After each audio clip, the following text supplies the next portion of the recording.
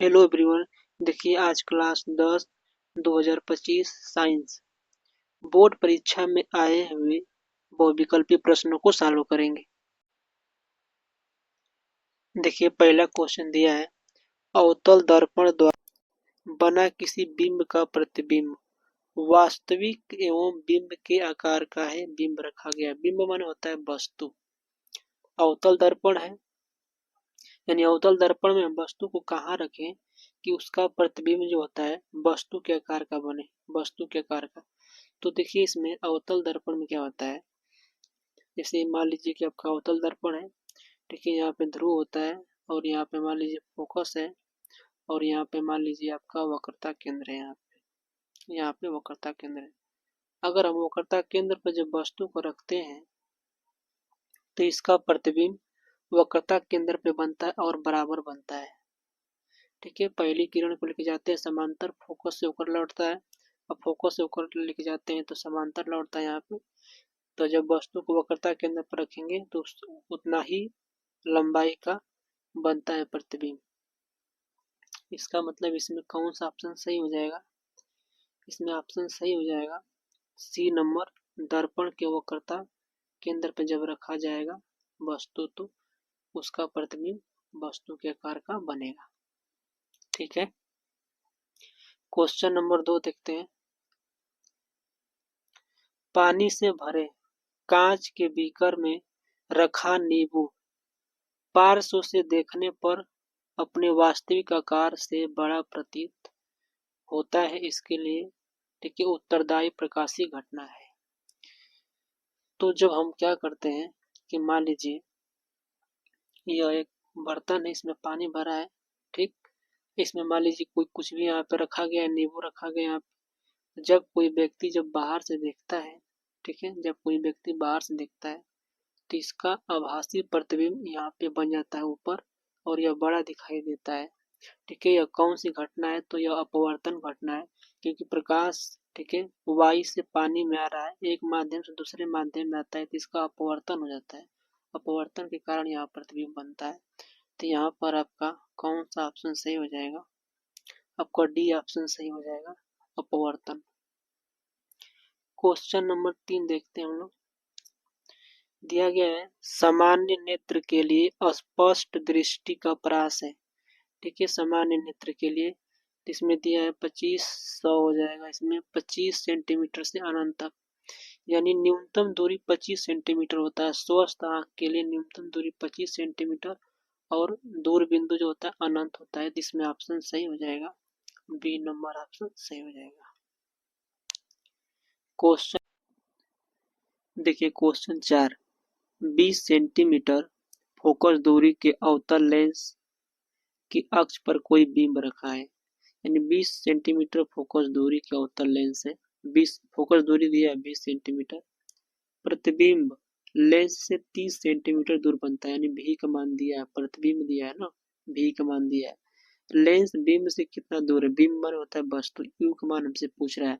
देखिए इसमें दिया है अवतल लेंस, अवतल लेंस में हमेशा प्रतिबिंब जो होता है इधर बनता है, बाई साइड बनता है अवतल लेंस में, इसलिए इसकी फोकस दूरी माइनस और यहाँ पे प्रतिबिंब की दूरी भी माइनस में लेंगे हम यहाँ पे। चलिए इसको सवाल को लगाते हैं हम यहाँ पे। देखिए सवाल में इसमें दिया है फोकस दूरी 20 दिया है, भी का मान दिया है 30, यानी फोकस दिया है यह बराबर -20 और भी का मान दिया है और भी का मान दिया -30 सेंटीमीटर। इसका सूत्र होता है 1/के यह बराबर 1/के भी माइनस 1/के यू। इस पे हम लोग रखते हैं तो इसमें देखा जाए तो इसमें रखते हैं 1/के यफ का मान दिया -20 बराबर 1/के भी का मान दिया -30 और -1/के यू। ठीक है, अब यू को हम लोग पक्षांतर करते हैं, बाई साइड लेके आते हैं, अब 20 को लेके जाते हैं दाई साइड। ठीक है, तो जब यू इधर आ जाएगा तो प्लस हो जाएगा और जब 20 जाएगा उधर तो प्लस हो जाएगा, 1/20 माइनस 1/30। इसको हम लोग सॉल्व करते हैं तो यहाँ पर हो जाएगा एलसीएम हो जाएगा इसका 60, 20 तिहाई 60 माइनस 30 दूना के 60, यानी इसमें हम हो जाएगा घटाएंगे तो 1/60 आएगा। ठीक है, यानी यहाँ पे समझ में आ रहा है कि 1/u बराबर 1/60, तो u बराबर कितना हो जाएगा 60 सेंटीमीटर आएगा आंसर आपका। ठीक है, चलिए इसमें देखते हैं हम लोग, इसमें 60 आया है, आंसर आपका हो जाएगा 60 सेंटीमीटर। क्वेश्चन नंबर 5 देखते हैं। दो प्रतिरोध प्रत्येक 10 ओम समांतर क्रम में जुड़े हैं। 2 ओम के दो प्रतिरोध हैं, समांतर क्रम में जोड़े हैं। संयोजन के सिरों पर 10 वोल्ट की बैटरी जुड़ी हुई है, यानी V का मान दिया है 10 वोल्ट प्रति सेकेंड, यानी 1 सेकेंड में आवेश की मात्रा Q का मान हमसे पूछ रहा है। ठीक है, दो प्रतिरोध इसमें लगे हुए हैं। देखिए इसमें बोला जा रहा है, दो प्रतिरोध इसमें बोला जा रहा है। मान लीजिए कि दो प्रतिरोध 10-10 ओम के हैं, R1 बराबर 10 ओम और R2 बराबर 10 ओम। ठीक है, दोनों को जब हम जोड़ेंगे कुल तो प्रतिरोध आ जाएगा, इसका आधा हो जाएगा, यानी 5 ओम हो जाएगा कुल प्रतिरोध। ठीक है, इसमें सूत्र होता है Q बराबर आई टी, सूत्र होता है Q बराबर आई टी। V का मान दिया है इसमें, V का मान दिया आपका 10 वोल्ट, तो यहाँ पे Q बराबर हो जाएगा आई बराबर होता है V अपान में R, T का मान दिया 1 सेकेंड, तो इसमें रखते हैं V का मान 10 दिया है, R का मान 5 ओम आया है। ठीक है, तो इसमें हम लोग इसको काटेंगे 2 हो जाएगा, यानी 2 कूलाम हो जाएगा। Q का मान आ गया 2 कूलाम। ठीक है, चलिए इसमें देखते हैं हम लोग, Q का मान 2 कूलाम आ गया यहाँ पे। ठीक है, Q का मान आ गया 2 कूलाम। इसमें देखिए आपको कौन सा ऑप्शन चाहिए, 2 कूलाम प्रति सेकंड दिया है, इसमें ऑप्शन हो जाएगा 2 कूलाम प्रति सेकंड। अब इसमें देखते हैं हम लोग क्वेश्चन नंबर 6। क्वेश्चन नंबर 6 लगाते हैं हम इसमें। स्तंभ ए, यानी इसमें मिलान करना है। देखिए ऐसे सवाल को हम लोग कैसे लगाते हैं, ऐसे सवाल को आप इसमें क्या करिए कि इसमें पहले देखिए कि आपको कौन सा इसमें आ रहा है आसान। जैसे यहाँ पे विद्युत आवेश दिया है और विद्युत आवेश में इसका मात्रक होता है कूलाम। ठीक है, हमको मान लीजिए आ रहा है, इसका मतलब चौथा का पहला सही है, चौथा का पहला सही है। तो इसमें हम लोग देख लेते हैं चौथा का पहला सही है यहाँ पे कौन सा है। देखिए चौथा का इसमें दूसरा सही है, चौथा का चौथा, चौथा का तीसरा और चौथा का यहाँ पे पहला सही है। इसका मतलब कि आपको आपका इसमें आंसर हो जाएगा, आपका डी ऑप्शन सही हो जाएगा। इसमें खाली आप एक जब भी जान जाते हैं तो वो सही हो जाएगा। अब अगला क्वेश्चन देखते हैं हम लोग 7 नंबर। 7 नंबर में देखिए, तांबे के तारों की दो कुंडलियां एक दूसरे के निकट रखी गई हैं। ठीक है, एक कुंडली में विद्युत धारा का मान परिवर्तित होने पर दूसरी कुंडली में भी धारा प्रवाहित होने लगती है, यह घटना कौन सी कहलाती है। तो देखिए इसमें बोला गया है कि तार की, देखिए तांबे की दो तार की कुंडली है, यानी इसमें समझिए जैसे इसमें बोला गया है कि तार की दो कुंडली इसमें, ठीक, और दोनों पास में रखी गई है। अगर मान लीजिए इसमें हम धारा प्रवाहित करते हैं, इस कुंडली में अगर हम धारा प्रवाहित करते हैं तो इस कुंडली के चारों ओर किसी चुंबकीय क्षेत्र बन जाता है, जिसको चुंबकीय बल रेखाएं कहती है। और यह चुंबकीय बल रेखाएं जो पास में रखी गई है कुंडली, इसमें लिंक कर जाती है, जुड़ने लगती है इस तरह से। जब इसमें हम प्रथम कुंडली में जब धारा को बदलते हैं तो चुंबकीय बल रेखाएं घटती बढ़ती हैं, इसलिए इसमें दूसरी कुंडली में चुंबकीय फ्लक्स का मान परिवर्तित होने लगता है, यानी बल रेखाओं की संख्या घटने बढ़ने के कारण इसमें एक विद्युत धारा जनरेट रहती है, इसको हम लोग प्रेरित विद्युत धारा कहते हैं। ठीक है, तो इस घटना को हम लोग बोलते हैं अन्योन्य प्रेरण। इस घटना को देखिए इसमें हम यहाँ पे दिया गया है, सी नंबर आपका इसमें करेक्ट आंसर हो जाएगा। अन्योन्य प्रेरण कहते इस घटना को हम लोग। अब इसमें हम लोग देखते हैं अगला क्वेश्चन।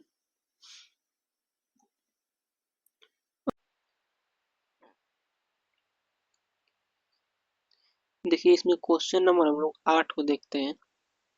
निम्नलिखित रासायनिक समीकरण को पूरा कीजिए। निम्न रासायनिक समीकरण को पूरा करना है। अब देखिए इसमें दिया है हाइड्रोजन। अगर हम यहाँ पे CaO मान लेते हैं, यहाँ पे CaO मानते हैं, अब प्लस CO2 से विक्रिया कराएंगे, इसमें हाइड्रोजन देखिए इसमें है, इसमें दोनों में हाइड्रोजन नहीं है। इसका मतलब ऑप्शन तो है आपका पहला वाला ऑप्शन तो ऐसे गलत हो गया यहाँ पे, ठीक है। अब रही बात अगर हम इसको रखते हैं यहाँ पे CaOH का होल ट्वाइस अगर हम यहाँ पे रखते हैं तो विक्रिया कराएंगे तो CaCO3 बनेगा, ठीक है। या इधर से दाएं दाएं से विक्रिया कराते हैं तब भी मालूम चल जाएगा, क्योंकि कैल्शियम पे +2 होता है, कैल्शियम पे +2 होता है देखिए यहाँ पे, और यहाँ पे कैल्शियम पे +2 है, कैल्शियम पे +2 होता है। और यहाँ जो जल होता है, जल यहाँ पे देखिए जल, जल जो होता है H प्लस OH में जब टूटता है माइनस, तो प्लस वाला माइनस के साथ विक्रिया करता है, ठीक है। तो ये दोनों कैल्शियम कैल्शियम कार्बोनेट और जल विक्रिया करेगा तो बनेगा CaOH का होल ट्वाइस बनेगा यहाँ पे। इसलिए आपका करेक्ट ऑप्शन इसमें हो जाएगा, करेक्ट ऑप्शन इसमें हो जाएगा।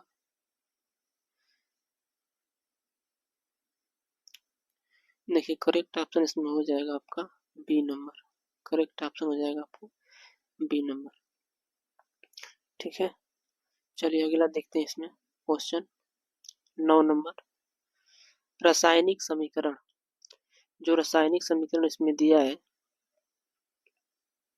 लोहा, यहाँ पे देखिए लोहा है, कॉपर सल्फेट है, उसके बाद देखिए फेरस सल्फेट हो गया है, यानी जो लोहा है यहाँ से कॉपर को हटा दिया है क्योंकि कॉपर सल्फेट के साथ लगा है।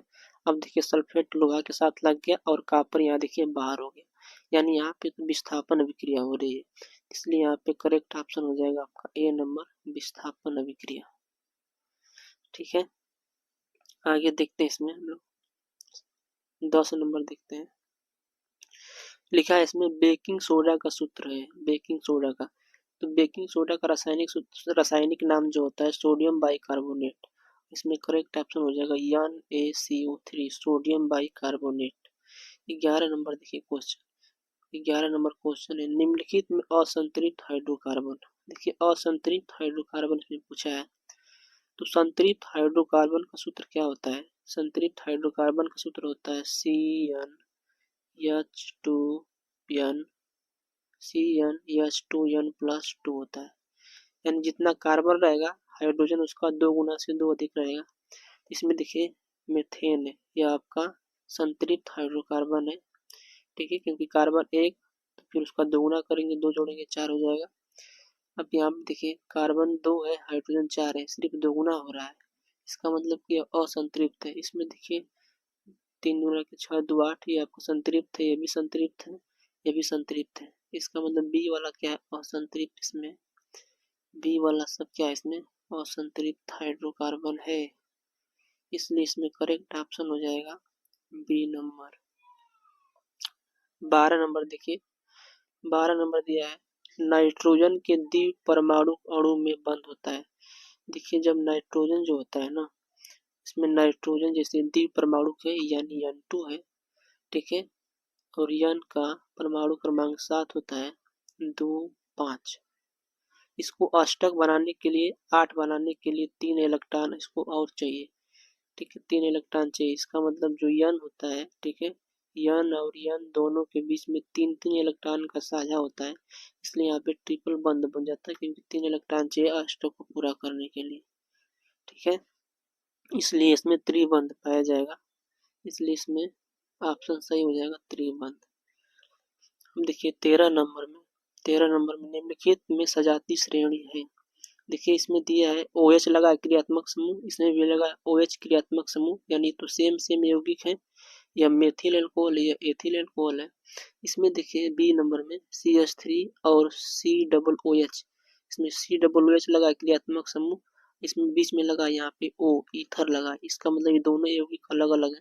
इसमें देखिए C में CHO लगा है और बीच में O लगा, ईथर, ये दोनों अलग अलग यौगिक हैं।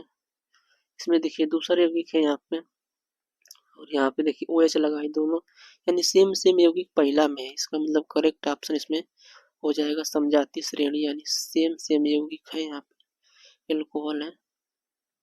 अब देखिए अगला क्वेश्चन इसमें देखते हैं अगला क्वेश्चन इसमें हो जाएगा 14 नंबर। बोला गया 6 कार्बन वाले अणु ग्लूकोज का 3 कार्बन वाले अणु पायरुविक विखंडन होता है या प्रक्रम होता है। देखिए होता है क्या इसमें कि जो ग्लूकोज होता है ना, ग्लूकोज सबसे पहले वो कोशिका द्रव्य में टूटता है और वो टूटता है पायरुविक अम्ल में, यानी पायरुविक अम्ल में विखंडन होता है। वो पायरुविक अम्ल फिर माइटोकॉन्ड्रिया में जाके टूटता है तो एटीपी बनता है। तो इसमें बोला गया है कि ग्लूकोज पायरुविक में विखंडन होता है तो यह कोशिका द्रव्य में होता है, यानी इसमें सबसे पहले ऑप्शन ए नंबर सही हो जाएगा, कोशिका द्रव्य। अब देखिए 15 नंबर क्वेश्चन क्या बोला जा रहा है। 15 नंबर क्वेश्चन बोला जा रहा है अपोहन संबंधित है। देखिए अपोहन किसे कहते हैं, जब हमारे ब्लड में गंदगी होती है तो उसको मशीन से उस गंदगी को बाहर किया जाता है तो उस क्रिया को अपोहन कहते हैं, डायलिसिस, हीमोडायलिसिस, यानी उत्सर्जन में किया जाता है। उत्सर्जन में हमारी गंदगी को बाहर किया जाता है। तो यह प्रक्रम आपका उत्सर्जन सही हो जाएगा। 16 नंबर देखिए इसमें 16 नंबर बोला जा रहा है निम्नलिखित में से कौन सा जंतु हार्मोन है। तो देखिए एड्रेलिनिन हार्मोन जो है जंतु हार्मोन है, क्योंकि यह किडनी के ऊपर पाई जाती है। ठीक है, यह किडनी के ऊपर एक ग्रंथि पाई जाती है, एड्रेलिन ग्रंथि पाई जाती है, तो उसी से निकलता है एड्रेलिन हार्मोन। यह अधिब्री ग्रंथि, साइटोकाइनिन, ऑक्सिन, जिबरेलिन, ये सब तीनों पादप हार्मोन है, इसलिए करेक्ट ऑप्शन हो जाएगा एड्रेलिन हार्मोन। इसमें देखते हैं 17 नंबर। 17 नंबर में दिया है एकल पौधे से अनेक पौधे संक्रमण मुक्त परिस्थिति में उत्पन्न करने की तकनीकी, मतलब एक पौधे से अनेक पौधे होते हैं संक्रमण मुक्त बिना किसी के रोग के। तो देखिए इसमें जो होता है आपका करेक्ट ऑप्शन इसमें हो जाएगा ऊतक संवर्धन दिया है इसमें। ऊतक संवर्धन मतलब होता है कि उसके शरीर से अगर हम काट करके कई नए नए पौधे हम बना सकते हैं। जैसे आलू, आलू से हम एक आलू से उसके कई भाग काट देते हैं तो नए अनेक पौधे बन जाते हैं। गन्ना हो गया यहाँ पे, तो उसको ऊतक संवर्धन कहते हैं, उसके शरीर को काट करके कई पौधे बना सकते हैं। उसके बाद इसमें देखिए 18 नंबर क्लोरोफिल आवश्यक है। तो क्लोरोफिल जो है प्रकाश संश्लेषण के लिए आवश्यक होता है। 19 नंबर देखिए परितंत्र का भौतिक कारक है। तो परितंत्र का भौतिक कारक देखिए इसमें ताप दिया है, ताप, पौधे, देखिए पौधे जंतु में आते हैं, जीव में आते हैं, जंतु जीव में आ जाएंगे, सूक्ष्म जीव जीव में आ जाएंगे। तो यह सब तीनों सब जो जैविक कारक है, ठीक है, तीनों सब जैविक कारक है। इसमें आपका करेक्ट आंसर हो जाएगा ताप, भौतिक कारक है, ठीक है, निर्जीव है। अब उसके बाद देखते हैं हम लोग 20 नंबर निम्नलिखित में कौन शीर्ष मांसाहारी है। शीर्ष मांसाहारी मतलब सबसे ऊपर कौन सा जानवर है जो अन्य जानवरों को मार के खाता है, शीर्ष पर है, तो उसको हम जैसे यहाँ पे सांप, खरगोश, बकरी, शेर। देखिए शेर इसमें शीर्ष मांसाहारी इसमें होता है, इसलिए आंसर हो जाएगा शेर। ऐसे जानवर, ठीक है, जो अन्य जानवरों को मारकर खाते हैं, ठीक है, उनको हम लोग बोलते हैं शीर्ष मांसाहारी। जैसे आपका शेर, बाज, बाज आ जाएगा, चील आ जाएगा, उसके बाद आपका चीता आ जाएगा, ठीक है, तो ये सब शीर्ष मांसाहारी जानवर है। अब इसके अलावा देखते हैं 20 नंबर कंप्लीट हो गया। अब देखिए ये सब जो क्वेश्चन है आपके लिखित वाले क्वेश्चन है, आप यहाँ पे स्क्रीनशॉट ले लीजिएगा, यहाँ पे दिखा देते हैं और आप लोग इसको लगाइएगा और याद करिएगा।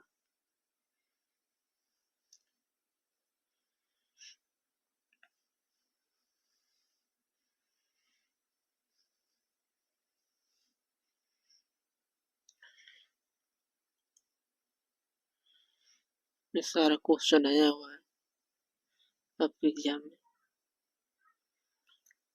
चलिए मिलते हैं नेक्स्ट वीडियो में फिर।